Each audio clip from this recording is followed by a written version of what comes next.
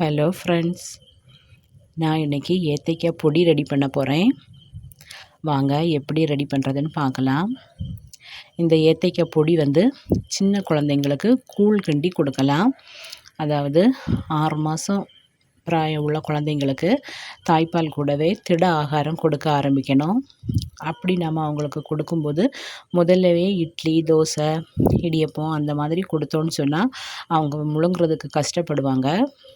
அதனால் இந்த மாதிரி கூழ் செஞ்சு கொடுத்தா அவங்க ஈஸியாக சாப்பிட்ருவாங்க.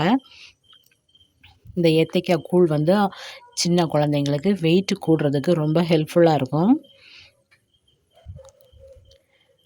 இந்த ஏத்தைக்காவில் தொலியை சீவி எடுத்துக்கணும்.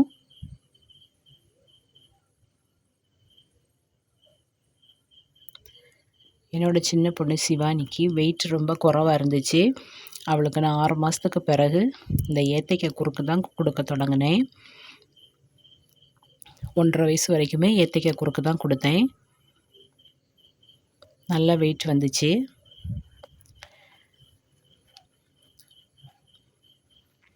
அதுக்கப்புறமா பழம் நல்லா பழுத்த பழத்தை அவிச்சு கொடுக்கலாம். அப்படி நான் அவளுக்கு அவிச்சு கொடுத்தப்போ அதை அவள் சாப்பிடவே இல்லை. ஏனோ அவளுக்கு பிடிக்கலை. அதனால தான் திரும்பவும் சரி நம்ம குறுக்கு செஞ்சு கொடுப்போம் அப்படின்னு சொல்லி குறுக்கு செய்ய ஆரம்பித்தேன். ஏத்தைக்காயோட தொலியெல்லாம் எடுத்தாச்சு. அப்புறமா இந்த மாதிரி ஒரு வெஜிடபிள் கட்டரில் சீவி எடுத்துக்கணும். ஒரே மாதிரி சீவி எடுத்துக்கணும். அப்போ தான் எல்லாமே ஒரே மாதிரி காஞ்சி நமக்கு கிடைக்கும். அப்போ பொடிக்கிறதுக்கும் ஈஸியாக இருக்கும்.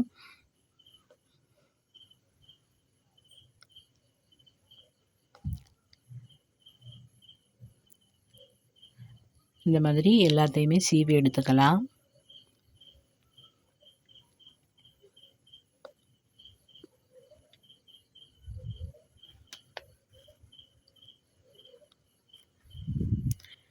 எல்லாத்தையுமே நல்லா சீவி எடுத்தாச்சு. இனி இதை நல்லா காய வச்சு எடுக்கணும்.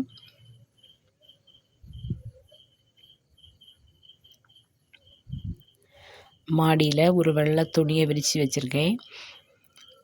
அதில் இந்த வெட்டி வச்ச ஏத்தைக்காய் எல்லாமே போட்டாச்சு. இதை நல்லா காய்கிறதுக்கு நல்லா பரத்தி விடணும். அப்படி சேர்ந்து இருந்துச்சுன்னா வெயில் பட்டு காயாது. இப்படி நல்லா பரத்தி விட்டால் தான் அதில் எல்லா இடத்துலையுமே நல்லா வெயில் பட்டு காஞ்சி வரும். சாயங்காலம் பார்த்தேன், பாதி காஞ்சிருந்துச்சு. அது எல்லாமே சேர்த்து பார்க்கும்போது தான் தெரிஞ்சுது பாதி இடம் காயாமல் இருக்குது. அதனால் கூட ஒரு நாள் கூட வெயிலில் நல்லா காய வச்சு எடுக்கணும். முதல் நாள் எடுத்து மாற்றி வச்சுட்டேன். அப்புறமா 2வது நாள் காலையில் 9 மணிக்கே வெயில் வந்துடுச்சு. 9 மணிக்கே மாடியில் கொண்டு காய வச்சுட்டேன். எல்லா இடமும் நல்லா பரத்தி விட்டுக்கலாம்.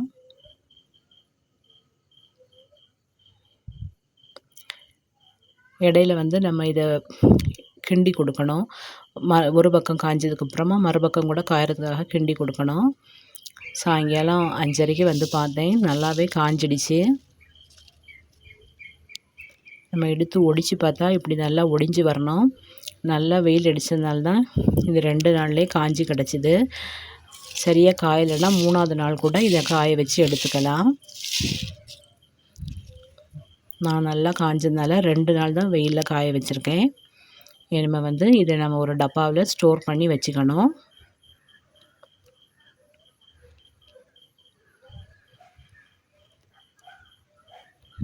நான் இதை எடுத்துகிட்டு வந்துட்டேன்.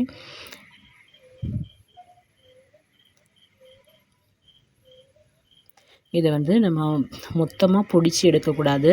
கொஞ்சம் கொஞ்சமாக எடுத்து பொடிச்சு குறுக்கு கிண்டி கொடுக்கலாம். நான் இதில் கொஞ்சம் தான் எடுத்து முதல்ல பொடிக்கிறேன்.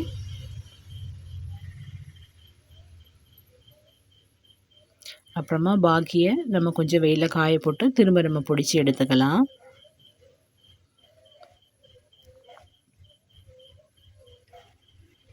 மிக்ஸி ஜாரில் ஒரு 3/4 அளவு போடணும். நிறைய போடக்கூடாது. நிறைய போட்டால் எல்லாமே பொடிஞ்சு வராது. இவ்வளோதான், ஒரு 3/4 சைஸ் அளவு போட்டு நல்லா ஒரு 2-3 நிமிஷம் அதை பொடிச்சு எடுத்து அரைச்சாலே நல்லா பவுடராக ஆகி வந்துடும்.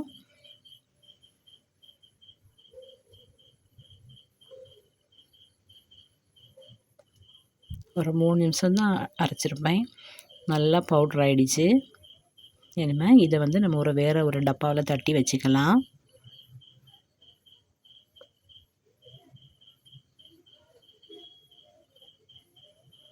இனி இதை வந்து குறுக்கு செய்ய ஆரம்பிக்கலாம்.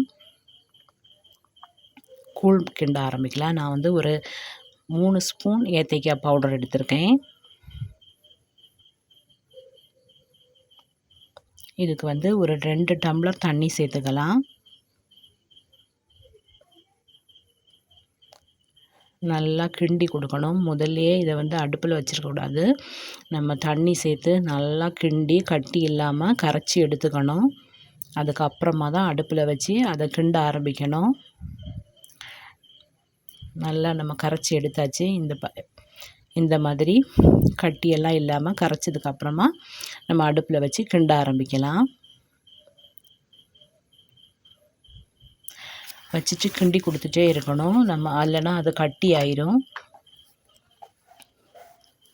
ஒரு 2-3 நிமிஷத்துலேயே அது வந்து கூழ் மாதிரி வர ஆரம்பிச்சிரும். அப்புறமா இதில் நம்ம கொஞ்சம் நாட்டு சர்க்கரை சேர்த்துக்கலாம். நாட்டு சர்க்கரை நான் வந்து இந்த சர்க்கரை தான் சேர்த்துருக்கேன். இதில் பொடி தூசி எதுவுமே இருக்காது. பொடிச்சு எடுத்துட்டு நமக்கு எவ்வளவு தேவையோ அந்த அளவு சேர்த்துக்கலாம். நான் ஒரு 2 ஸ்பூன் சேர்த்துருக்கேன்.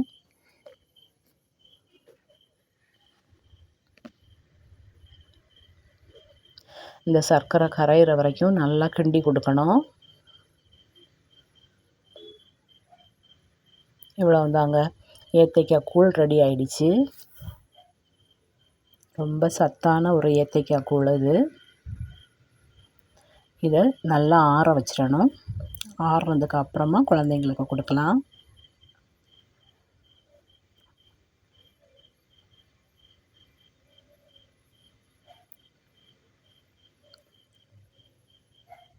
என்னோடய சேனல் உங்களுக்கு பிடிச்சிருந்துச்சுன்னா சப்ஸ்கிரைப்